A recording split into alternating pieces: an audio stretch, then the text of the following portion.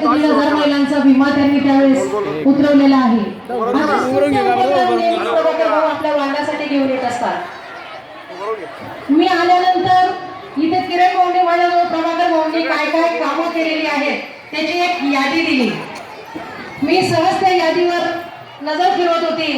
काम करत असताना मी वाचत असताना माझ्या लक्षात आलं, अरे बापरे, यादी खूप मोठी आहे. पण त्याही पेक्षा मी सांगेन की या महिला भगिनींच्या उपस्थितीतनं कळतंय की भाऊ तुमचं या वार्डात काम किती चांगलं आहे.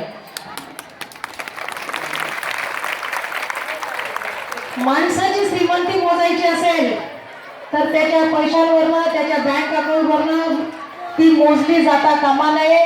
तर सकाळपासून संध्याकाळपर्यंत त्याच्या घराच्या दारासमोर किती चटलांचा ढीग पडतो याच्यावरनं ती श्रीमंती मोजली जाते. आणि तसंच प्रभाकर भाऊ आपल्या कार्यक्रमाला किती संख्या उपस्थित आहे याच्यावरनं त्या माणसाचं पण महत्व कळत असतं.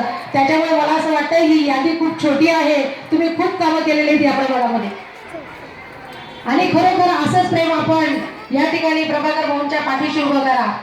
नेहमीच त्यांना आपली साथ द्या.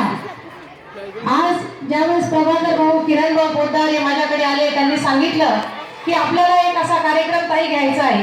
मी म्हटलं खूप चांगला कार्यक्रम आहे. या निमित्ताने माझी सगळ्या महिला भगिनींची भेट होईल. तुमचा हा कार्यक्रम अतिशय स्तुत्य आहे. परंतु नुकतीच